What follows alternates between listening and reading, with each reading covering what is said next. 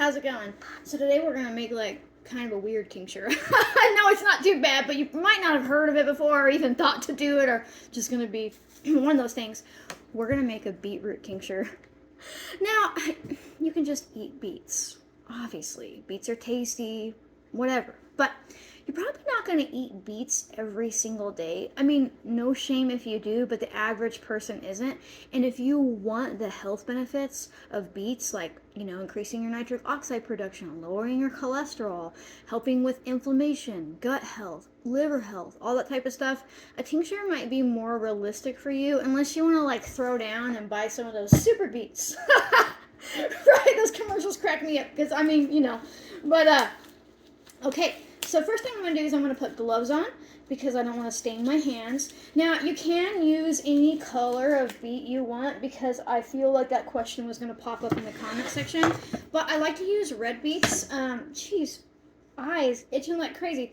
I like to use red beets because they have far more beneficial compounds just because of their dark coloring, right? And you're gonna want to fight the urge to skin it. Now, I know some people don't like skin their beets when they're, God, the flies have been so bad this fall trying to get in from the cold. Most people don't skin, or most people skin their beets because they don't like that earthy flavor, right? Because it's kind of like a dirt flavor. It's almost like it came out of the ground or something. But I don't want you to do that because a lot of the phenols that we're after are in the skins, right? In regards to making a tincture. You can do that all day long if you are making them to eat, whatever you want to do. But for the tincture, I would really consider leaving the skin off. So basically, this isn't complicated, folks. I'm taking a beet and I'm chopping it up. That is really all I'm doing. I don't need to pulverize it. I might have not have even needed 2 beets. So bad, the flies. It's like, because we live like on a farm and near all the farms, so like no matter what we do, they come in because it's cold, and like even if you have your window shut and your screen shut, they find ways in. So they're harassing me good today. So I'm just chopping it up because I want more surface space. And now I'm going to attack the flies that are attacking me.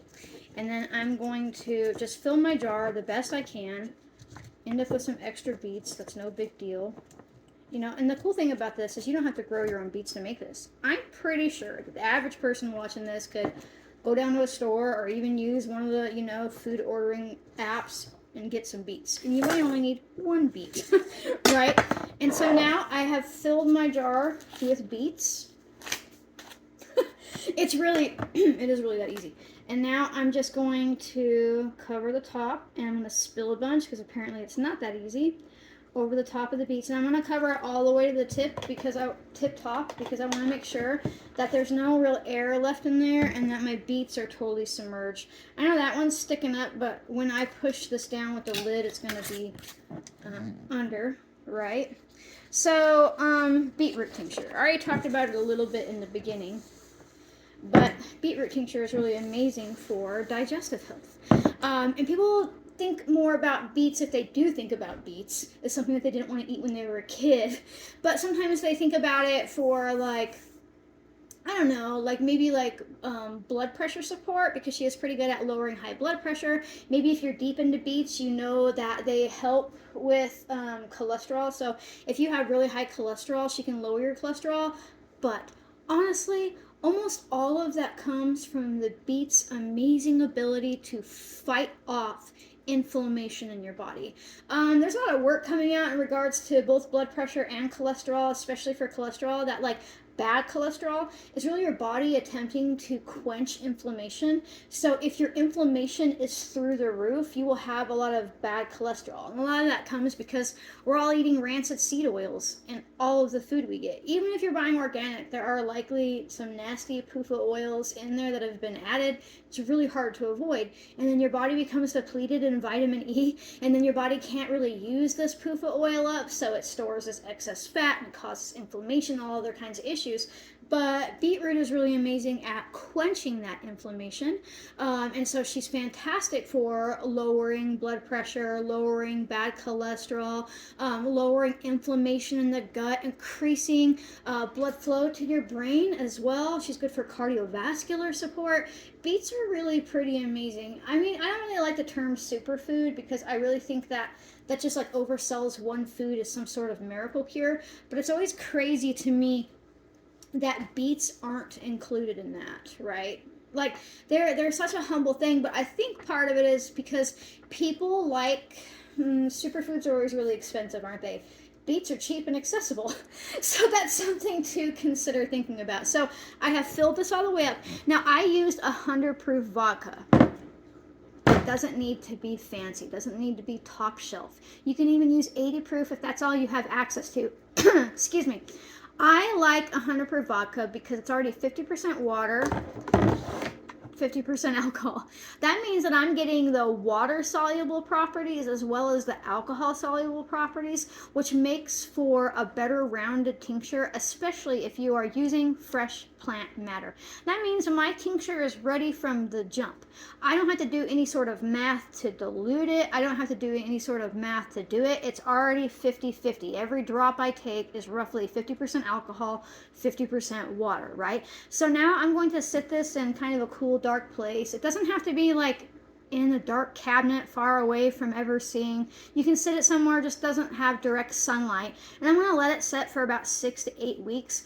If you can only get 80 proof vodka, you're going to want to let it sit for like 10 to 12 weeks because the 80 proof is 60% water and 40% alcohol, so it takes a little bit longer. And that's it. That was it. So easy to make a beetroot. Easier to make a beetroot tincture than it is for me to talk about it.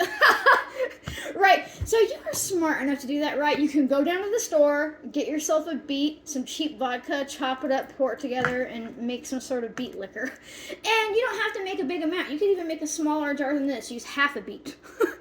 Because it is taken in drops. You do not have to take this in shots. It's drops. It's drops, drops, drops. Not shots, shots, shots. So now I'm going to put the date on it so I don't forget when I made it and what it is, so I don't forget what it is. You know, I'd probably be able to look at this beautiful red tincture and figure out that it was my beet tincture.